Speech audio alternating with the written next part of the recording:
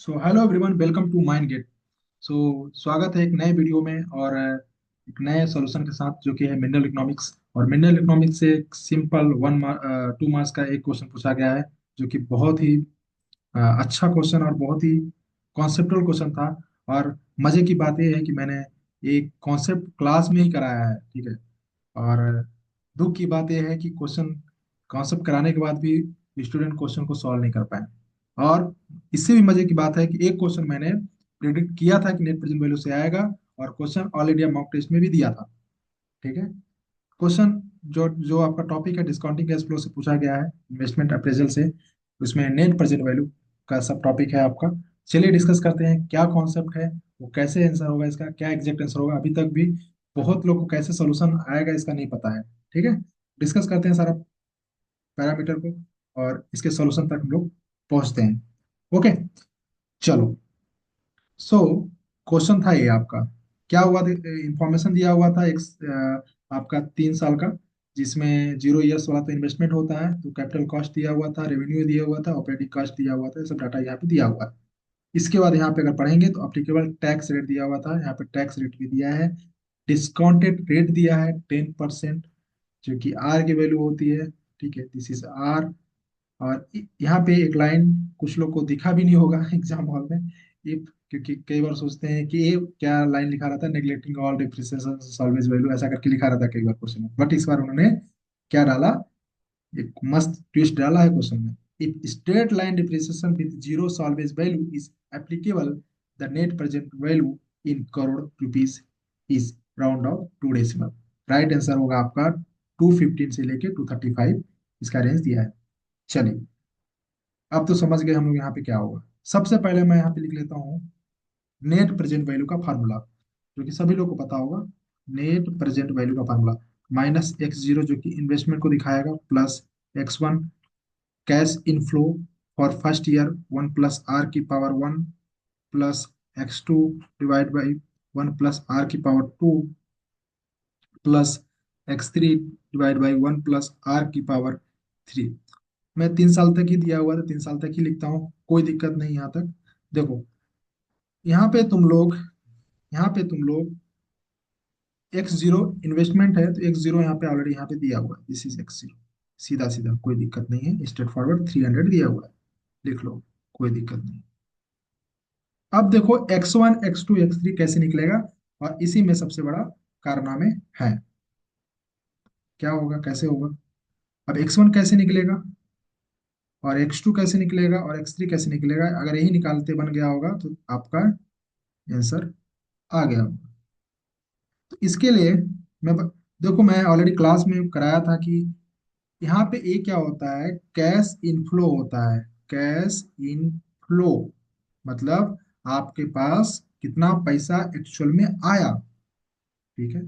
चलो ठीक, अब समझते हैं इसको कि x1 कैसे निकलेगा। पहली बात तो यहाँ तक तो तुम लोग समझ गए होगे कि डिफ्रिसिएशन दिया हुआ है। डिफ्रिसिएशन दिया हुआ है मतलब कि यहाँ पे हम लोग जो इन्वेस्टमेंट, मान लीजिए कैपिटल कॉस्ट कितना लगा 300, तो इसको हम लोग को through out the life of the जो टाइम है आपका, उसके अंदर ही हमको करना पड़ेगा, रिकवर करना पड़ेगा। तो यहाँ पे एक चीज मुझे क्लियर है कि एनुअल डिफ्रिसिएशन जो होगा, एनुअल डिप्रिसिएशन जो होगा, वो 3 सालों के लिए कितना होगा, स्ट्रेट लाइन का लगाना है ना। तो 100 - 0 मतलब कि कितना दिया है, 300 दिया है ना। 300 सालवेज वैल्यू 0 है, और कितने साल के लिए दिया है, 3 साल के लिए। तो हर एक साल कितना आएगा, 100 करोड़ रुपीज आपका हर एक साल आएगा, एनुअल डिप्रिसिएशन हर एक साल। जो कि हमको क्या करना पड़ता है, हर एक साल का जो भी प्रॉफिट आ रहा है उसी में हम लोग को क्या करना पड़ेगा, कंसीडर करके, उसी में हम लोग को कंसीडर करके चलना पड़ेगा, ठीक है। देखो, अब देखो, डिप्रिसिएशन का मतलब ही होता है ऐसा, मतलब क्या ये है कि जैसे मान लीजिए कोई आपने डंपर खरीदा है, ठीक है ना, मान लीजिए 100 करोड़, मान लीजिए 300 का इन्वेस्टमेंट किया शुरुआत में, ठीक है। उसको क्या करोगे आप, हर एक साल जो भी कैश इनफ्लो आ रहा है, उसी में ना उसको उसको निकालने की कोशिश करोगे, जो हमारा प्रॉफिट में वो भी आ जाए, ठीक है। अब यहाँ पे ये वाला कॉन्सेप्ट यूज होगा, मतलब कि अब देखो तुम लोग यहाँ पे क्या बोलोगे, ये तो ये आपका नेट प्रॉफिट होता है सर, कैश इनफ्लो का मतलब होता है नेट प्रॉफिट। ये बात भी तुम लोग को समझ आ रही होगी। तो यहाँ पे क्या हो जाएगा, पहला दिया है 200 - 30 हो जाएगा ऑपरेटिंग कॉस्ट। 200 - 30, और इसके बाद माइनस कर दोगे तुम लोग, क्या कर दोगे यहाँ पे 100, क्योंकि डिप्रिसिएशन को भी तो माइनस करना पड़ेगा ना, क्योंकि जो प्रॉफिट आ रहा है इसमें से आप क्या करोगे, ये सब माइनस करोगे तब तो नेट प्रॉफिट आएगा। अब देखो जो नेट प्रॉफिट आता है after depreciation, this is a net profit, या फिर प्रॉफिट, प्रॉफिट आफ्टर डिप्रिसिएशन, यहाँ पे लिख सकते हो मैं, this is a profit after depreciation. ठीक है। अब देखो जो 200 माइनस 30 - 100, ठीक है, ये जब तुम लोग किए तो तुम्हारा कितना, तुम्हारा कुछ ये आपका इतना आ गया नेट प्रॉफिट।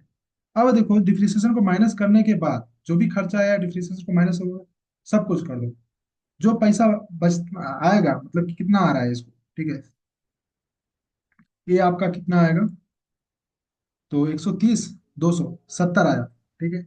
ये जो 70 करोड़ आया, this is your net profit after depreciation, जिस पे आपका टैक्स लगता है। टैक्स किस पे लगेगा, इस पे लगेगा, इस पे लगेगा प्रॉफिट आफ्टर डिप्रिसिएशन, जो कि लगेगा आपका 30% टैक्स लगेगा।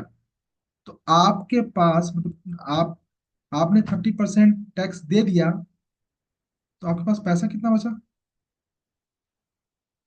पैसा कितना बचा, आप बोलोगे सर 30% टैक्स दे दिया मतलब 70% ही पैसा बचा है। मतलब इसका जो था 70% ही पैसा बचा, 0.7।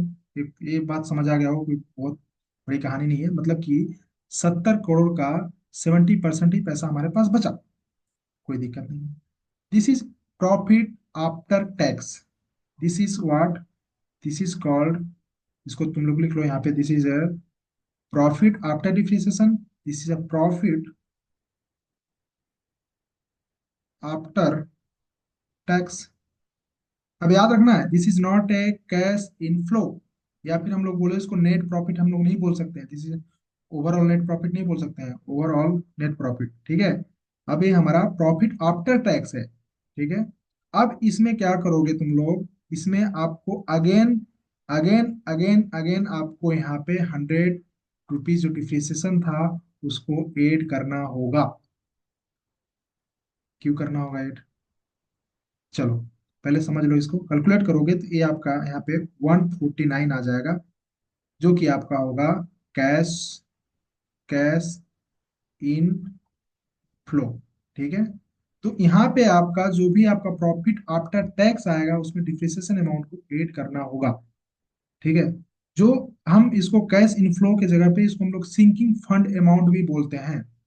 अब थोड़ा सा कॉन्सेप्ट पे आते हैं क्यों ऐसा हो रहा है।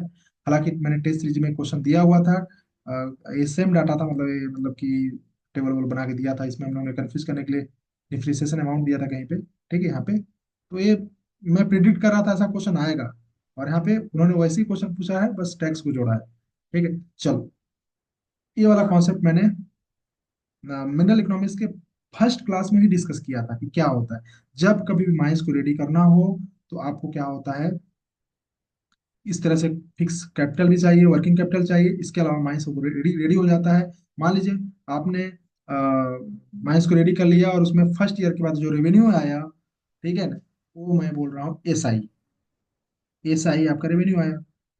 एसआई जो रेवेन्यू आया मतलब कि टोटल पैसा आया, उसमें से आपने क्या किया, जो भी ऑपरेटिंग कॉस्ट था या फिर जो एक्सपेंसेस था उसको घटा दिया, तो this is become profit after expenses, ठीक है। अब अगर इसमें हम लोग डिप्रिसिएशन को भी घटा दिए तो ये होगा प्रॉफिट बिफोर टैक्स बोलते हैं, या फिर हम लोग बोलते हैं टैक्सेबल अमाउंट, मतलब कि अब इसके ऊपर टैक्स लगता है आपका डिप्रिसिएशन माइनस करने के बाद। आप क्योंकि आपका जो डंपर के लिए पैसा, भाई उसको कट करोगे ना, इसके बाद ही उस पर टैक्स दोगे। ऐसा तो नहीं कि हमारा जो प्रॉफिट आया है, जो प्रॉफिट आया उसी पे हम लोग टैक्स दे दिए, तो वो तो हमारा हम लोग टैक्स उसी पे देते हैं, पूरे खर्चे को, जो हमारा खर्चा है वो पूरा खर्चा को माइनस करने के बाद ही टैक्स देते हैं, ठीक है। हमने डिप्रिसिएशन को घटाने के बाद जो भी हमारा डिप्रिसिएशन एक टाइप का खर्चा ही है, मतलब कि हर एक साल हमको पैसे की रिकवरी करना है, तो करने करने के बाद आप इस पे क्या करोगे, अब इस पे आपका ये आपका टैक्स पेबल अमाउंट होगा, इस पे आप क्या करोगे, टैक्स पे करोगे जो भी परसेंट होगा, ठीक है। आफ्टर टैक्स आफ्टर टैक्स ये आपका हो जाता है net profit, but this is not overall net profit. And इसको हम लोग बोलते हैं, this is a profit after tax, but एक कैश इनफ्लो नहीं होता है। याद रखिएगा, हम यहाँ पे जब कैश इनफ्लो जब कैलकुलेट करते हैं, तो यहाँ पे हम लोग डिप्रिसिएशन अमाउंट को भी यहाँ पे ऐड कर लेते हैं। ठीक है, डिप्रिसिएशन यहाँ पे लिखा है मैंने, डी आई यहाँ पे ऐड होता है। फिर यहाँ पे एफ आई जो हमारा नेट प्रॉफिट आफ्टर टैक्स आया था, और उसमें डिप्रिसिएशन अमाउंट को ऐड करो, तो यहाँ पे कैश इनफ्लो बनता है। बहुत स्ट्रेट फॉरवर्ड मैंने डिस्कशन किया था, एक बार नहीं आया था, 2-3 बार समझाया था आपको क्लास में। बहुत सिंपल, उसी से पूछा है क्वेश्चन। ठीक है, तो कैश इनफ्लो आपका net profit after tax plus depreciation को ऐड करके आपका कैश इनफ्लो यहाँ पे बनेगा। अब बोलोगे सर ऐसा क्यों होता है, ऐसा क्यों होता है, ऐसा हम लोग क्यों करते हैं? हाँ, देखो भाई, यहाँ पे हम लोग जो प्रॉफिट आ रहा है ना, जो नेट प्रॉफिट आया, वो पैसा हमारा सिंकिंग फंड अकाउंट होता है, उसमें जाता है। ठीक है, मतलब कि जो हमारा नेट प्रॉफिट आफ्टर टैक्स आया, वो तो ठीक है भाई, वो तो हमारा एक्चुअल प्रॉफिट है। उसमें हम लोग क्या करेंगे, डिप्रिसिएशन वाला जो पैसा यहाँ पे माइनस किए थे ना, देखो हम लोग यहाँ पे बस टैक्स देने के लिए माइनस करते हैं ना, ठीक ना, बट हम इसको बाद में ऐड कर लेते हैं। ठीक ना, बस वो टैक्स, हम लोग खर्चे पे टैक्स नहीं देते हैं, ठीक ना, खर्चों को माइनस करने के बाद टैक्स देते हैं, इसलिए हम लोग ने यहाँ पे डीआई को माइनस किया। बट बाद में जब नेट प्रॉफिट आया, उसमें मैंने डीआई को फिर ऐड कर लिया, क्योंकि डीआई वाला पैसा तो वो तो हम लोग ने बस टैक्स के लिए डिडक्ट किया था। बट यहाँ पे जब कैश इनफ्लो कैलकुलेट करेंगे, उसमें आपका यहाँ पे ऐड हो जाएगा, तो कैश इनफ्लो जो होगा वो आपका P I plus D I होगा, मतलब net profit after tax plus D I. और वही चीज मैंने यहाँ पे किया हुआ है, this is a profit after tax plus this is a depreciation. तो ये आपका हो जाएगा 149 cash flow for first year. इसी तरह से हम लोग सेकेंड ईयर के लिए भी कर सकते हैं, दिस इज 300 जो कि आपके रेवेन्यू है, और -40 एक्सपेंसेस, डिप्रिसिएशन हर साल 100 इंटू 0.7 प्लस 100, इसे आप कैलकुलेट करेंगे तो this is coming 212 exactly. Once confirm me, एक बार मैं कंफर्म कर लूँ। ये आ गया आपका 200 -40 इंटू 0.7 प्लस 100 एग्जैक्टली, राइट। ठीक है, तो 212 करोड़ आ गया आपका सेकेंड ईयर के लिए। फिर आपका थर्ड ईयर के लिए आ जाएगा आपका 400 -35 -100।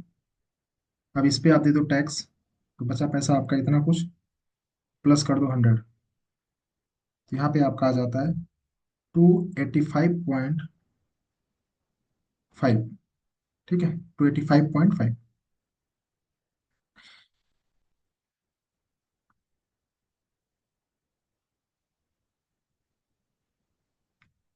ठीक है, बस सारा डाटा यहाँ पे पुट करो, आंसर आ जाएगा। तो 149 divide by 1 plus R, R की वैल्यू 0.1 हो जाएगा, 10% दिया हुआ है, पावर 1।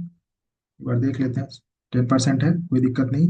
212 डिवाइड बाई 1.1 की पावर 2, ये मतलब है ना 1.1 हो जाएगा, प्लस 285.5 डिवाइड बाई 1.1 की पावर 3। अब इसे आप जब सॉल्व करेंगे, तो आंसर आएगा आपका 225.16। कितना बोला है भाई, 2 डेसिमल बोला है तो 16 तक ही, इतना करोड़ आपका आ जाएगा नेट प्रेजेंट वैल्यू। मस्त क्वेश्चन था, तगड़ा क्वेश्चन था। और मैक्सिमम लोगों का गलत आंसर नहीं आया, कुछ लोगों का गलत भी हुआ है। कुछ लोग ने क्या किया, डिप्रिसिएशन को ध्यान नहीं दिया, और प्रॉफिट आफ्टर टैक्स निकाल के उसी को आपका कैश इनफ्लो मान लिया। बट यहाँ पे दिया हुआ था कि हम यहाँ पे जीरो सॉल्वेज वैल्यू को लेना है, स्ट्रेट लाइन मेथड का यूज करना है, और यहाँ पे कंसिडर करना है। बहुत ही अच्छा क्वेश्चन था। मैं इसे आउट ऑफ 5 5 रेटिंग देना चाहूंगा, और ऐसा क्वेश्चन पूछा जाना चाहिए। और मस्त क्वेश्चन था, ठीक ना। और ये वाला कॉन्सेप्ट जिसको भी समझ नहीं आया होगा, एक बार फिर से वीडियो को दोहराना। बाकी माइंड गेट के स्टूडेंट हैं तो उनको तो समझ आ रहा होगा, मैंने बहुत चिल्ला चिल्ला के बोला है, पढ़ लो पढ़ लो। जिनको घुसा होगा दिमाग में, बहुत अच्छी बात है। ये मतलब बहुत इजी कॉन्सेप्ट है, ठीक है ना, मतलब ये समझना पड़ेगा, ये पूरा एक ओवरव्यू ही है मिनरल इकोनॉमिक्स का, ठीक है ना। तो चलो, सिंगल क्वेश्चन था आपका, और इसका आंसर मैंने बता दिया। इसका रेंज भी आपका दिया हुआ था, आई थिंक कितना, 215 से 235 दिया था, ठीक है, रेंज के अंदर है, कोई दिक्कत नहीं है, ठीक है। बाकी जो लोग भी मतलब कि डिफरेंशिएशन को कंसिडर नहीं किए, उनका आंसर अप्रोक्सीमेटली 150 के आसपास आ रहा है, वो गलत है, ठीक है। तो बहुत अच्छा रेंज दिया है, कोई इसमें रेंज मतलब ये थोड़ा ज्यादा ही दे दिया रेंज यहाँ पे, मतलब ठीक है रेंज, कोई दिक्कत नहीं है, ठीक है, क्योंकि कैलकुलेशन भी थोड़ा लंबा है, तो रेंज ठीक है, परफेक्ट है। तो चलो, इस क्वेश्चन को चैलेंज करने का कोई सोचना ही मत, बहुत बहुत अच्छा क्वेश्चन फ्रेम किया है जिसने भी किया है। ओके, चलो, बाकी जो लोग भी गेट 2026 के लिए प्रिपरेशन करना चाहते हैं, माइंड गेट के साथ जुड़ के प्रिपरेशन स्टार्ट कर सकते हैं, ठीक है। बाकी जिनको भी एडमिशन लेना है, इस नंबर पे कांटेक्ट कर सकते हैं, ठीक है।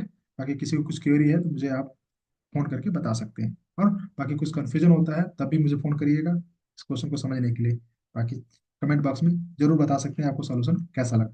सो इस वीडियो में इतना ही, मिलेंगे नेक्स्ट वीडियो में एक नए सोल्यूशन के साथ। आज के लिए इतना ही, बाय बाय।